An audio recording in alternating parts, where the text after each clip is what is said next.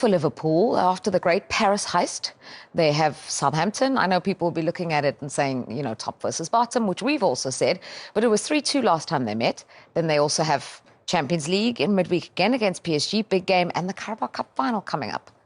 So you're shaking your head no. Yeah, it's not going to be 3-2. Okay. It's not going to be 3-2. I mean, this Southampton side, they score the odd goal. They're shocking defensively. They've got the lowest XG in the Premier League. Liverpool have scored 2 or more goals in 25 of their 28 games so far this season. Mo Salah scored 50. He's been involved in 52 goals, as everybody knows, 30 in the Premier League. He had a quiet game in midweek. He will want to come back and get some more goals and assists. I think he's had at least one of each in 11 of the last 13 games. The numbers come out of your ears to tell you that Liverpool are going to pulverise Southampton. Will he play, Mo Salah, you think? I think he'd want to play. Yeah, definitely. I'm youth manager, so you'll know what I mean when I say this. And all our viewers will as well.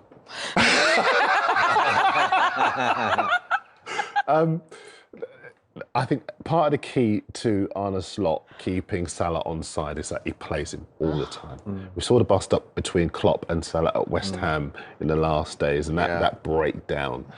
And I think as far as Slot is concerned, even when Salah came off, he looked like a face like thunder, but then Elliott scoring after 47 seconds kind of made the point. I think that Salah will want to kind of just remind people who he is. He's having a legacy season anyway. And, you know, I think what will happen is Arne Slot will talk to Mo Salah and he will talk to Virgil van Dijk and he will ask them if they want to play. I think if he had his way, I think he would like to rest them for this game because he knows how difficult that PSG second leg is going to be, and then the cup final the following week. So. The only thing I think is that we were listening to Arne Slot talking in the preamble a second ago, and I watched more of the press conference earlier on Friday, and he was really... The message he seemed to be sending out for me is that I don't want there to be complacency around this game. I want the noise to be ear-splitting. I want the players to be focused. I want everybody to treat this like a final. Because I remember early in the season when they were going to play Manchester United, and everyone believed that would be a cricket score, and Manchester United gave as good as they got. And so I got a feeling... I know you were talking about 3-2 and I was just kind of dismissing it, but I think they will want to be ruthless. I think they'll want to score early so that Southampton can't sit deep, because the game then, you know, what are they going to do? They've got to come out and play, and then I think they'll want to inflict more punishment on them. And that's probably not about Southampton. That's about the fact that there's this big week, they're in the middle of it, and they want to keep the momentum going. Yeah. I mean, you couldn't pick a better time to play Liverpool if you're Southampton. And that sounds really strange, but the only problem is Southampton are so bad. I'm not sure how much life is left in them, how much confidence is left in that group of players. And I'm talking for the manager and the group of players as well. And they go into the toughest place. You know, Anfield is a fortress. You know, Nottingham Forest won there. They would look at that game and they would say, this is how we're going to break them down. That's a template. But listen, I just think there will be changes. If there's ever going to be changes, it will be for this game. But Darren's absolutely right. If he's whipping the fans up in the media, they can't turn up and all of a sudden he's made 5-6 changes to his team because he's not holding his side of the bargain up. So perhaps you're right. Yeah, I got to say the Southampton fans were very entertaining in that game against Chelsea. They were singing, "You're not so special, we lose every week." And they kept, you know, they got to entertain themselves. And I'm sure your same story at Anfield. What about midweek? The fact that PSG had 27 or 28 shots to Liverpool's 2. I think he's right. And that's why they said, hang it in the Louvre. Liverpool, Southampton. Liverpool 4, Southampton 0. Liverpool 6, Southampton 0. Yeah, so I will go with City to Forest 1. I go 3-1, Man City. Brighton, Fulham. 1-1. Yeah, I'd go with that. 1-1. Palace, Ipswich. Oh, Palace in good form. Ipswich, not that great. I'm going to go Palace 2-0. No Mateta, 0-0.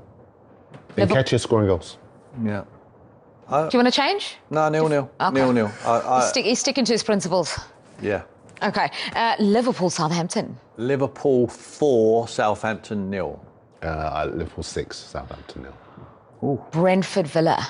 or a tight one. Both out of form, but it's at Brentford. I'm going to go 1-0 to Brentford. I go 2-1 to Aston Villa. Wolves Everton. Wolves 2, Everton 0. Oh no, I disagree with that. I think Everton have got better defensively.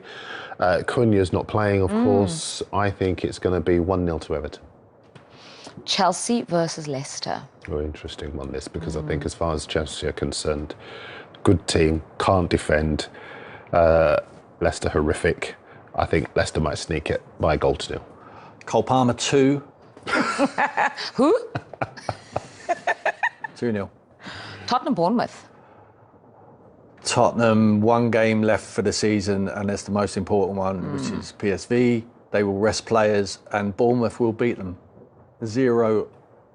Yeah, I agree.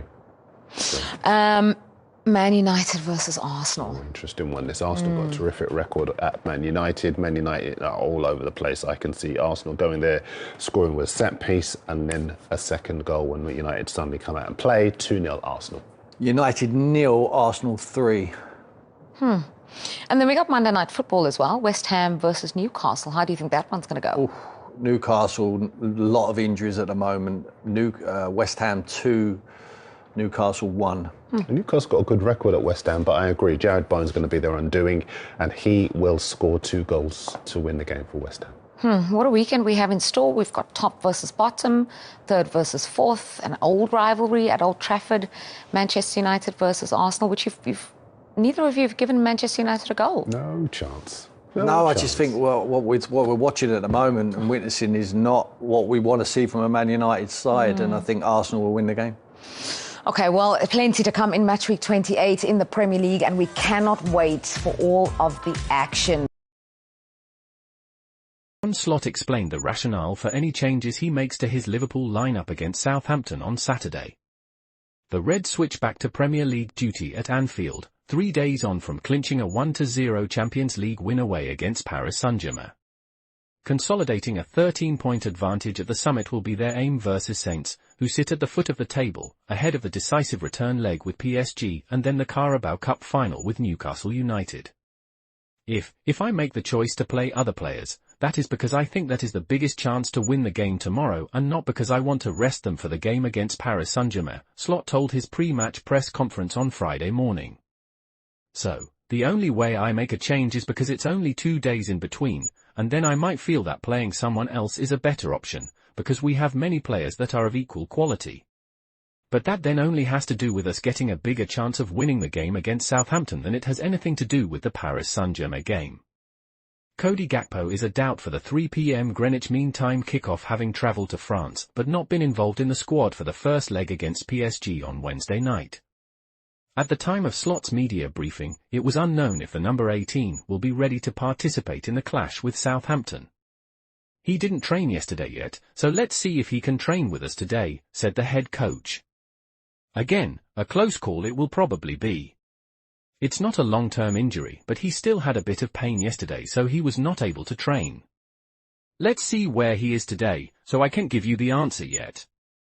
Connor Bradley, Joe Gomez, and Tyler Morton are the other Liverpool players currently dealing with injuries. Slot and assistant Sip Hulshoff will not be on the touchline for this game as they complete a 2-match FA ban. It's not ideal, but I've said before, with John Heitinger I have a very good replacement, said Slot. He did so well at Ajax Amsterdam and he did really well in his first game in charge as well. For Southampton, James Bree is the only player ruled out of the trip to Merseyside. It means Jan Bednarik and former Reds midfielder Adam Lallana are set to be available again after the injuries they sustained last month.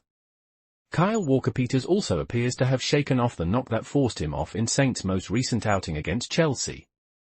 We are all good, only James Bree is out, manager Ivan Juric told reporters on Thursday. I can say that when we had our defensive options, we were much better with Jan and with Taylor Harwood-Bellies. I didn't have to adapt anybody who was there in the defense. Now everybody is coming back. This is good news for us. Luis Enrique described Liverpool's front three as fighter jets before their visit to Paris Saint-Germain on Wednesday. He may have succeeded in grounding them, but Arne Slot's side still found a way to soar. The exhilarating, aggressive football of Jurgen Klopp has given way to quality control under his successor, but Liverpool are no less effective for that shift. The league leaders, who can go 16 points clear with victory over Southampton on Saturday, have scored more goals after 28 games of this Premier League campaign, 66 than at the same stage of their last title-winning season under Klopp in 2019 to 2064. Plymouth, Tottenham in a Carabao Cup semi-final, they ultimately lost 4-1 on aggregate, and Nottingham Forest are the only teams to prevent Slot's team scoring in 44 matches this season. Liverpool have scored 2 or more goals in their last 18 games at Anfield in all competitions. Another 2 at home to Southampton, and it will be the longest such sequence in the English top flight since Sunderland scored 2 or more in 19 consecutive games in 1935. And some people call them lucky.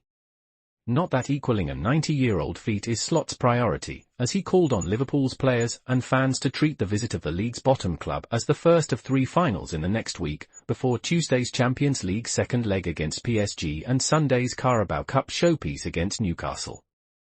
"It's always nice, but it is not the record I came to England for," said the Dutchman on the opportunity to equal Sunderland's run. "We are not focused on those records, we focus on Southampton and then the Champions League and then the Cup final. But it's a sign that we are balanced and a sign that we have a lot of quality with players who can score goals in our squad. It's also a sign of consistency, and that is what you need, not only scoring goals but also not conceding in a season where you are fighting for the things we are." Mohamed Salah's phenomenal output includes a goal or an assist in each of the last 11 league games at Anfield. He requires 1 goal to become the 3rd highest scorer in Liverpool's history outright, with 242, and 2 more league goals to go joint 5th on the all-time Premier League goalscorers chart, alongside Sergio Aguero with 184. No one can touch the 32-year-old's contribution of 30 goals and 22 assists in all competitions this season, but the load is being shared. Cody Gakpo and Luis Diaz are both in double figures, with 16 and 13 goals respectively. Diogo Jota has 8 despite another injury-hit campaign, and the midfielders Dominic Szoboszlai, Alexis Mac Allister and Curtis Jones have a combined total of 15. Slot envisages a day when Liverpool are even more prolific. The head coach explained Wolves was difficult, Southampton away was difficult, the League Cup there was difficult, and against Paris Saint-Germain it was really, really difficult. Yes, we are a really good team, but we are not a team that every week wins 12-5-0 and after half an hour it is already 3-0.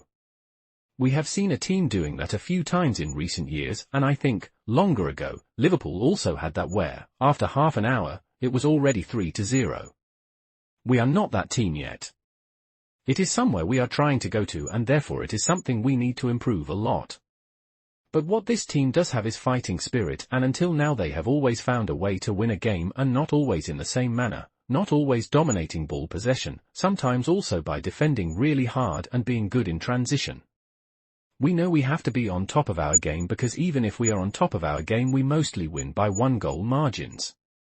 The latest example, in Paris on Wednesday, was forged on an astonishing goalkeeping display by Alisson. It would be remiss to focus entirely on Liverpool's striking prowess after that performance.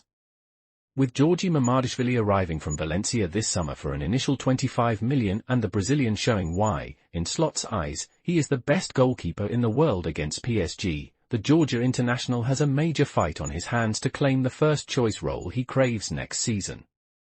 He is in just as important a phase of the season with Valencia as we are in, so it wouldn't be smart for me to talk about him, said Slot of Mamardashvili. But in general I can say that if you want to play for Liverpool, you have to accept there is competition. If you don't want to face competition, then Liverpool is not the best place to go to. Arne Slot explained the rationale for any changes he makes to his Liverpool lineup against Southampton on Saturday. The Reds switch back to Premier League duty at Anfield, 3 days on from clinching a 1-0 Champions League win away against Paris Saint-Germain.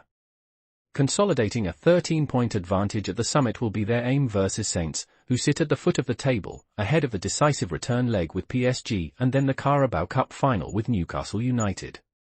If I make the choice to play other players, that is because I think that is the biggest chance to win the game tomorrow and not because I want to rest them for the game against Paris Saint-Germain, Slot told his pre-match press conference on Friday morning. So, the only way I make a change is because it's only 2 days in between, and then I might feel that playing someone else is a better option, because we have many players that are of equal quality. But that then only has to do with us getting a bigger chance of winning the game against Southampton than it has anything to do with the Paris Saint-Germain game. Cody Gakpo is a doubt for the 3 p.m. Greenwich Mean Time kickoff, having travelled to France but not been involved in the squad for the first leg against PSG on Wednesday night. At the time of Slot's media briefing, it was unknown if the number 18 will be ready to participate in the clash with Southampton. He didn't train yesterday yet, so let's see if he can train with us today, said the head coach. Again, a close call it will probably be. It's not a long-term injury, but he still had a bit of pain yesterday, so he was not able to train. Let's see where he is today, so I can't give you the answer yet. Connor Bradley, Joe Gomez, and Tyler Morton are the other Liverpool players currently dealing with injuries.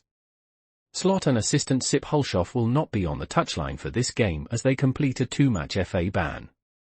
It's not ideal, but I've said before, with John Heitinga I have a very good replacement, said Slot. He did so well at Ajax Amsterdam and he did really well in his first game in charge as well.